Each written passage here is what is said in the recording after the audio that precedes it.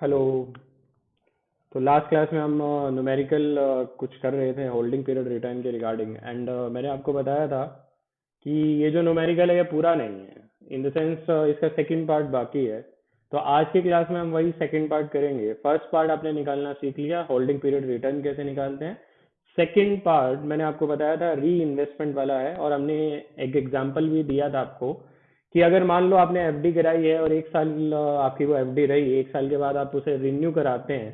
तो रिन्यू कराने के टाइम पे ऑप्शन आता है कि आप सिर्फ प्रिंसिपल रिन्यू करना चाहते हैं या आप जो भी इंटरेस्ट आपने कमाया है उसे भी आप रिन्यू करना चाहते हैं। तो आज का जो हमारा क्वेश्चन है वो इसी चीज को लेकर है कि अगर आपने डिविडेंड या कैपिटल एप्रिसिएशन कमाया है और आप उसे लेके नहीं जाना चाहते घर, और आप उसे क्या करना चाह रहे हैं, इन्वेस्ट करना चाह रहे हैं, यानी नई यूनिट्स आप खरीदना चाह रहे हैं। नई यूनिट्स खरीदेंगे तो पहले वाली यूनिट्स में ऐड हो जाएंगी, और जब बेचने जाएंगे तो टोटल नंबर ऑफ यूनिट्स क्या हो जाएंगी, इंक्रीज हो जाएंगी। तो स्टार्ट करते हैं हमारा आज का जो न्यूमेरिकल है। ठीक है, न्यूमेरिकल नंबर 15 है हमारा आपके सामने। जून 19 का क्वेश्चन है, और जून 19 में इस तरह का क्वेश्चन किया गया था। A mutual fund having 300 units, एक म्यूचुअल फंड की 300 यूनिट है। एनएवी जो दिया गया है 8.75। अब यहाँ आगे पूरा पढ़ेंगे तो ये लिखा है बिगिनिंग में, कि बिगिनिंग में जो एनएवी था वो 8.75 था, यानी जब परचेज किया था तब 8.75 था, जब सेल करने गए तो 9.45 हो गया है।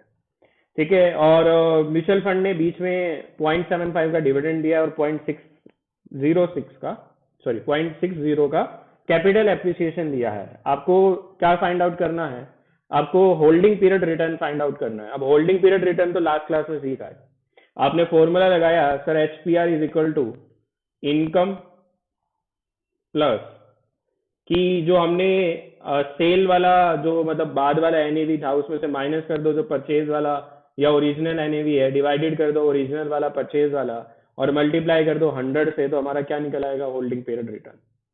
अब वो क्या कह रहे हैं कि इस रिटर्न, ये जो आपने कमाया है, डिविडेंड कमाया है, ये जो आपने कैपिटल एप्रिसिएशन कमाया है पर यूनिट, इसे घर ले जाने के बजाय इससे नए यूनिट्स आप खरीद लो, फिर क्या आपका होल्डिंग पीरियड रिटर्न ज्यादा होगा, कम होगा, क्या आप ज्यादा कमाने वाले हो, कम कमाने वाले हो, क्या डिफरेंस रहने वाला है दोनों में, ये आपको फाइंड आउट करना है।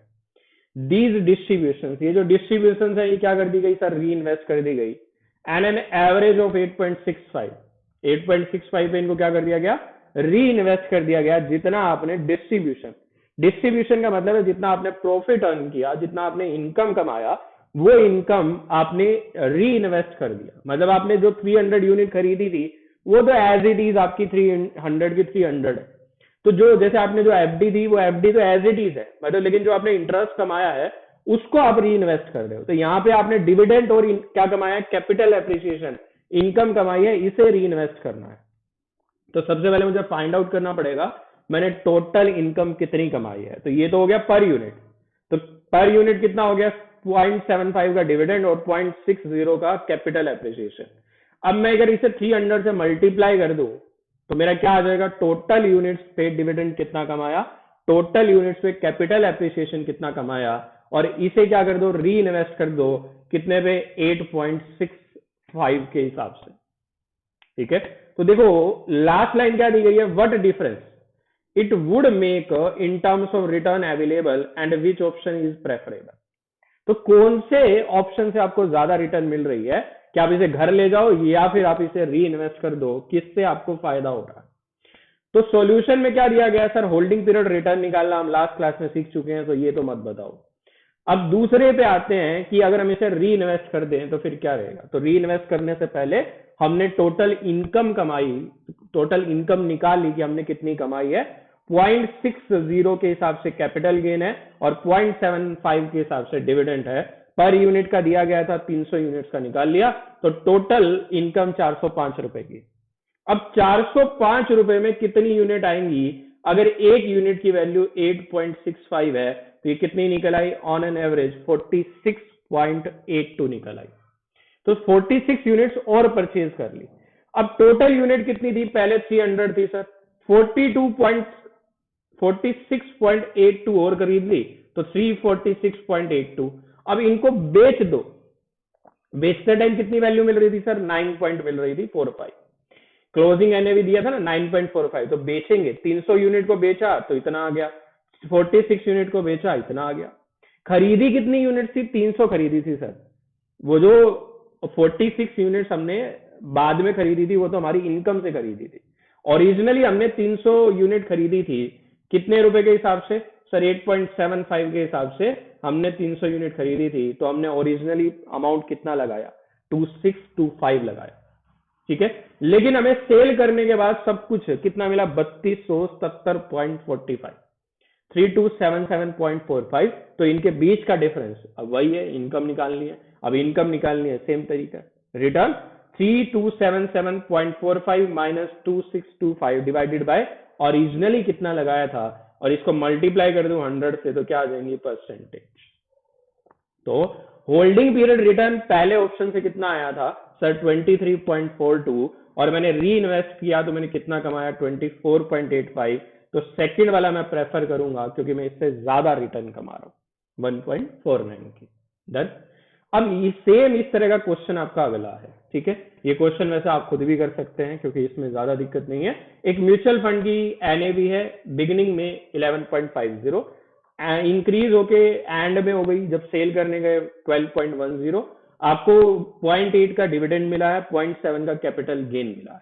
तो पहले पॉइंट के हिसाब से तो आपने होल्डिंग पीरियड रिटर्न निकाल लिया पुराने फॉर्मूले के हिसाब से, वो आपका आसान है। अब वो क्या कह रहे हैं कि री इन्वेस्ट अगर करोगे तो 11.80 पे होगा अगर री इन्वेस्ट करोगे। और अगर मान लो तुम्हारे पास 200 यूनिट है, अगर मान लो तुम्हारे पास 200 यूनिट है तो 200 यूनिट के हिसाब से निकाल दो। तो 200 यूनिट का कैपिटल एप्रिसिएशन कितना हुआ? 0.80, ठीक है। 200 यूनिट का 0.70, तो टोटल हमने कितना कमा लिया? 160 और 140, 300 रुपीज का हमारा क्या आया? इनकम आ गई। अब इसे मैं अगर इन्वेस्ट कर दूं 300 रुपए को 11.80 के हिसाब से, तो मेरी 22-23 जितनी भी यूनिट आएंगी, 26 यूनिट आएंगी, जो भी आएगी, ठीक है, उन यूनिट्स और ये पुरानी यूनिट्स दोनों को बेच के देख लो। 200 यूनिट खरीदी थी कितने रुपए के हिसाब से? 11.50 के हिसाब से। जब बेचने गया तो 200 कुछ थी, 222 224 जो भी थी, ठीक है, वो सारी यूनिट्स मैंने क्या की? एक साथ बेच दी, ठीक है। 200 यूनिट पे कितना प्रॉफिट कमाया? 300 रुपए। इनको री इन्वेस्ट करके कितना आ गया? 25 यूनिट नई बाय कर ली, तो अब टोटल यूनिट कितनी हो गई? 225। तब इसे सेल किया तो इतना आया, खरीदी थी इतने में, तो रिटर्न निकाल लेंगे और कौन सा ऑप्शन प्रेफर करेंगे? री इन्वेस्टमेंट वाला ऑप्शन प्रेफर करेंगे, ठीक है भाई। तो आज के लिए इतना ही। यही आपके क्वेश्चन दो, ये भी पूछा गया है, ठीक है, ये भी क्वेश्चन आपका पूछा गया है दिसंबर 18, ठीक है। ये क्वेश्चन आपका पहले वाला क्वेश्चन आपका जो पूछा गया था जून 19। तो ये म्यूचुअल फंड पे आपके न्यूमेरिकल खत्म हो गए। अब ये म्यूचुअल फंड का लास्ट था। म्यूचुअल फंड पे इसी तरह के न्यूमेरिकल आते हैं और कंफर्म आता है एक न्यूमेरिकल, पहला ही न्यूमेरिकल। आप पास पेपर उठा लो सारे के सारे, पहला ही क्वेश्चन न्यूमेरिकल होता है, ठीक है, और म्यूचुअल फंड पे ही होता है। तो आप ध्यान से करें म्यूचुअल फंड वाले। आज के लिए इतना ही, बाय बाय, टेक केयर।